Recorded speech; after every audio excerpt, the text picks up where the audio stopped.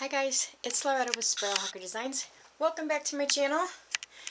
I have tried to film this video 4 times yesterday and 1 time today already.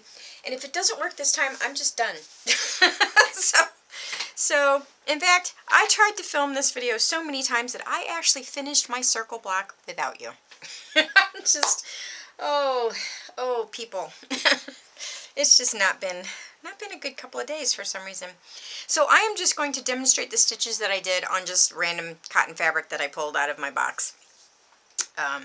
For one thing, wool is expensive and the thread that I'm using on it is expensive, and so I kept having to rip out stitches, and you know, the wool was breaking down, and so I finally just said forget it, I'm going to finish it and I'll just do it on random cotton fabric. So this is the stitch that we're going to do this week. This is a spiderweb weave stitch, and this is a closed blanket stitch.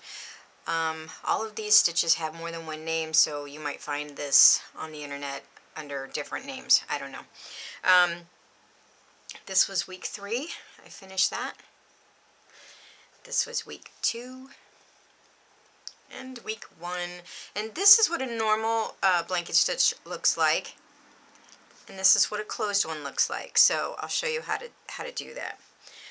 And the difference, I know that these look similar, but they're not. I mean, they are similar, but they're not the same. This one actually has a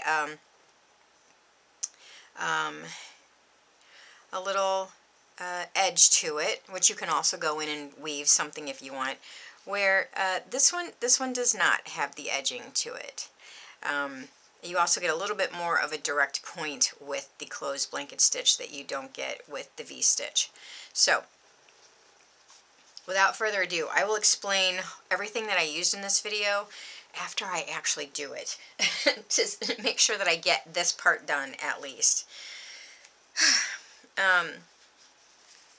Actually, I can go ahead and tell you this part.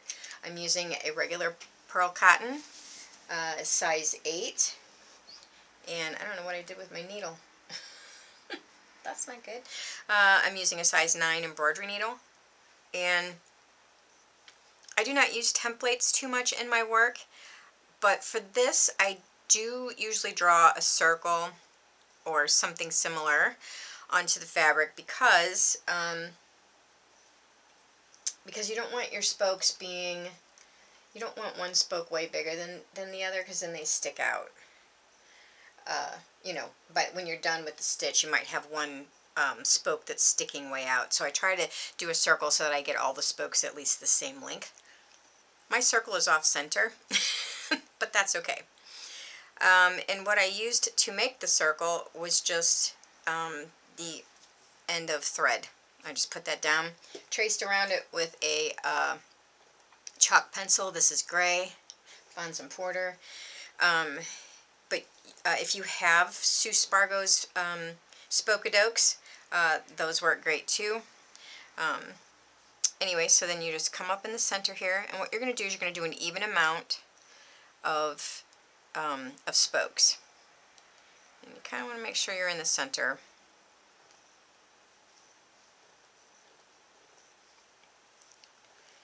I tell you, people, I was really beginning to wonder if I should even, like, maybe I'm not supposed to be filming a video these couple of days, you know? Maybe I should be, I don't know, raking up leaves or something. Because I was really beginning to worry that I was never going to get this video done, and, you know, I still may not. Oh, I can't even, like, I went through an entire thing of batteries yesterday. And it would be something like I would film the whole thing and then realize that you couldn't see the work that I was doing, or I would film the whole thing and the camera would just stop in the middle of it. And you know, it's really funny because I have this old video editing software, and it doesn't do anything. It's like useless because you know, it's free. So I actually went out and spent money and bought a fancy schmancy editing software, and I can't figure out how to use it. Like, So I'm like, okay, I can't splice the two together because I don't know how to do that yet. I swear I'm going to learn though. And so I would just have to start over. And yeah, I filmed the video receiving Melanie's block for my slow stitch collaboration. That filmed perfectly fine. And if you guys haven't seen that, you should go watch it. Oh my God, her block is just amazing. And I've said to a couple of people, it's like, I can't believe I get to keep this.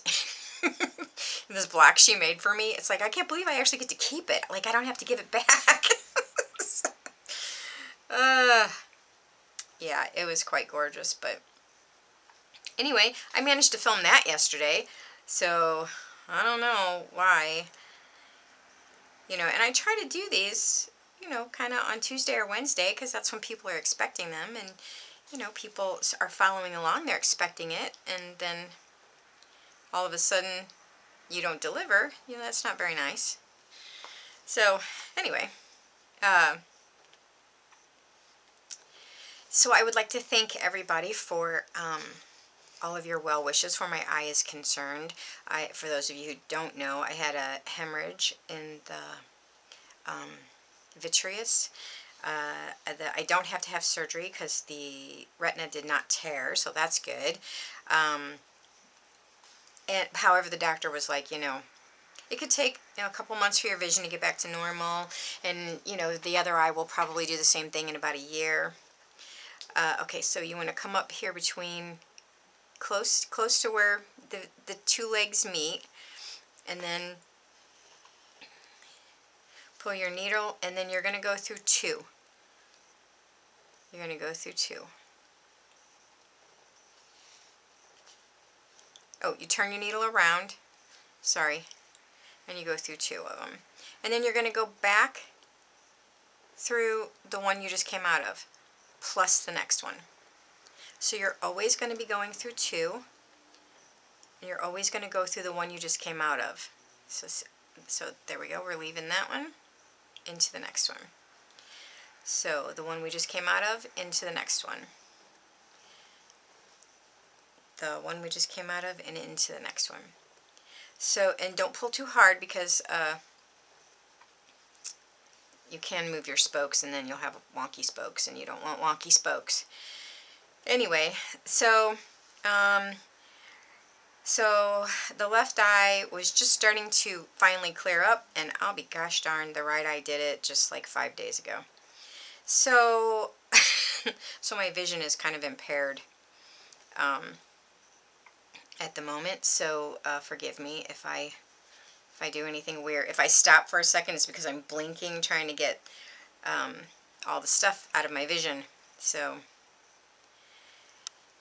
I have to go back to the eye doctor on the 4th of February. So thank you everybody for inquiring. That is really sweet. It makes me feel really good that people are concerned. That's nice to know. So for this, if you're not comfortable with this pointy end, you could wear a thimble if you wanted to. I like literally never wear a thimble. If I have trouble getting my needle through something, I get my pliers out and pull it. I never use a thimble. But I tend to just kind of hit it on the side of my nail to get it to go through. There's no real force being used here, but if you wanted, you could use a tapestry needle. And because tapestry needles have rounded sort of dull edges, you know, because with tapestry needles you're going through like bigger woven fabric and you don't really need anything sharp. So anyway, oh, and then one time I filmed it and I put it in my computer. It worked perfect. Put it in my computer and it was upside down and I couldn't get it to turn. I'm like, what is going on? Like, why?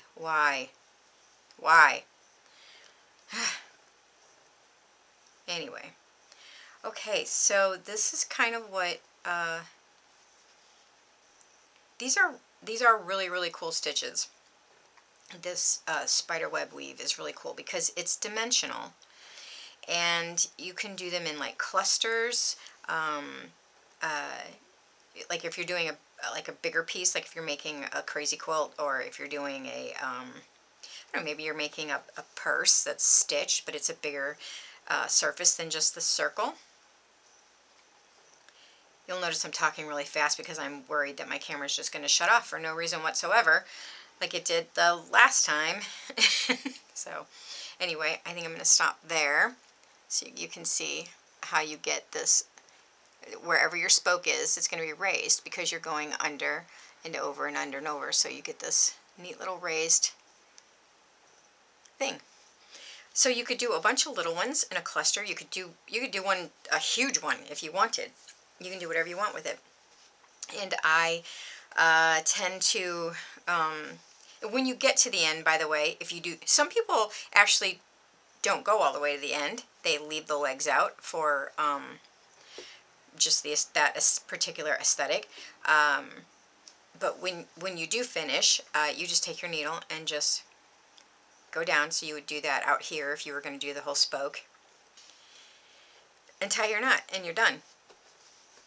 Now you could, like I did, I put French knots at the very end of my spokes. You can put French knots at the end of your spokes. You could put a seed bead at the end of your spokes. You could put a lazy daisy at the end of your spokes. You could do all kinds of things, or you can just leave it like it is. However, if you're going to not finish the whole thing, you might not want to use a darker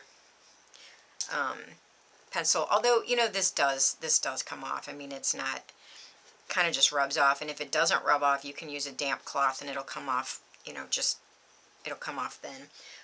Or you could, I also used the darkest color there is. You can use a white. The pack I got came with like 4 different colors. So that would be my suggestion, though, is that if you aren't going to fill the whole thing out, you might want to be very light-handed with the circle. I was a little bit darker-handed with the circle just because I wanted you guys to be able to see it. So hopefully you can see it. Okay, and now for the closed blanket stitch. It's very much like the regular blanket stitch. Of course, here I am trying to thread a needle when I have very impaired vision. Anyway, it's done very much the same way, and it is not hard at all. But let me see if I'm going to get this needle threaded. Yay! I got the needle threaded. Anyway, I also want to thank everybody for interacting with my channel, because it helps my channel. If the more likes I get, the more comments I get, the more shares, that kind of thing, and just in general, the more watches, it really does help your channel. It helps it grow. You get placed higher in the algorithm search, the search algorithm for YouTube, the more it gets watched. So that is very. I want to thank all of you for your lovely comments. Okay, so with a normal blanket stitch, you would come over, like, towards you, and take a little bite here. But instead of coming straight out, you're just going to angle it. So you're going to go back to where your thread came out, just this side of it toward you. You don't want to be in the same hole, but you want to be just to the side of it.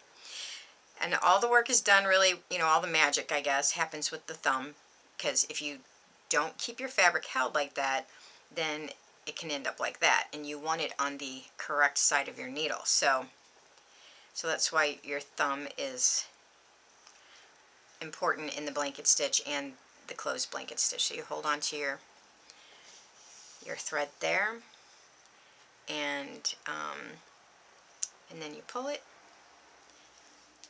and then you hold on to your thread with your thumb again. You come back to the tip top, that's going to be your triangle, and you angle your needle toward you.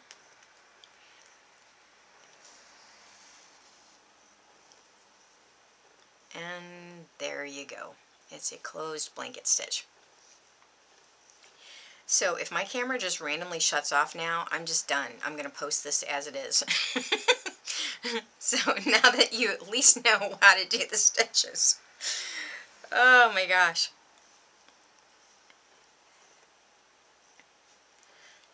So yeah, that's, I actually really like this stitch. It's kind of nifty. You can do this on any, you know, just like you would, anytime you would use a blanket stitch, you can use the closed blanket stitch. And I'm making them probably bigger than I would normally, just so that you can see. I mean, on this small of a circle, I probably would have made smaller stitches, but so that you guys can see them.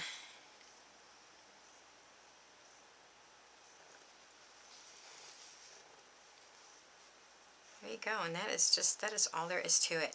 And now with this one, you can do lots of things to bling it up with the stitch. You can, in my crazy quilts, on a regular blanket stitch, on my crazy quilts, I often go in and put a seed bead in the middle of the stitches, like here, here, here, or at the end of the stitches, depending on like how much room I have, you know.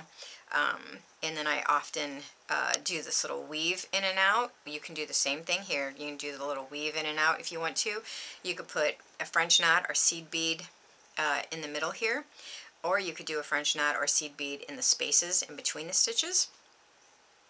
So in between the stitches, or in the stitches. You could do a lazy daisy in between the stitches and the spaces in between. You could do a lazy daisy on the end, make it look like a little volcano. You could do little X's, or you could put a French knot or seed bead at the very tip of those. Depending on what your surface is, you could even go around the outside and do like a flower, like a 3-petaled lazy daisy coming out, something along those lines.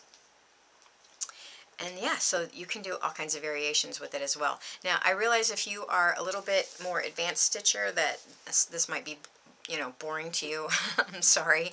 I'm hoping to get a little more advanced as I go along with the stitches, but I might just start doing variations of stitches. I haven't really decided. So I apologize if you know, if this is, if you're beyond this, then obviously, yeah. Anyway, you know what I'm trying to say. Okay, now that the camera hasn't shut off, I'm going to tell you what I used in this block. So in the middle for the Spiderweb weave, I used the Valdani 3-ply floss. So if you are using regular DMC cotton thread, it's a 6-ply, so you would just use 3 of those and you would get the same consistency of this. So that's what I used for that. And this is a variegated, but it's very subtle, so it didn't really show up a lot there. The outside stitches were done with the Spargo Eliana wool acrylic mix, which is made by Wonderful, which is hilarious because somebody had commented on one of my videos about how wonderful, you know, how good Wonderful thread is, and I was like, oh yeah, I've never used that before.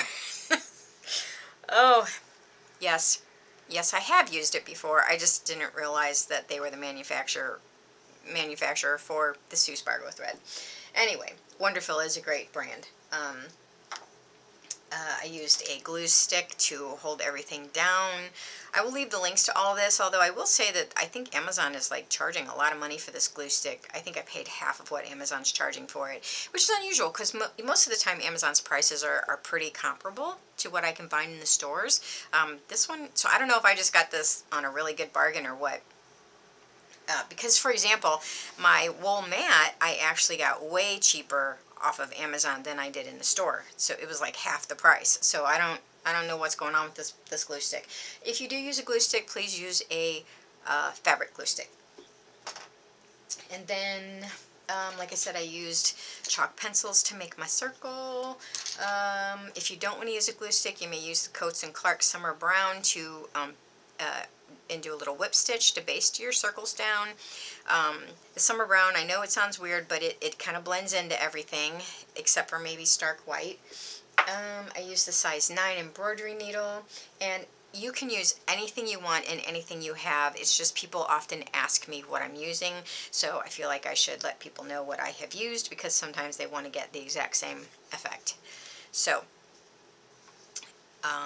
There we are, week 4, and oh my gosh, I think I actually finally got this video filmed.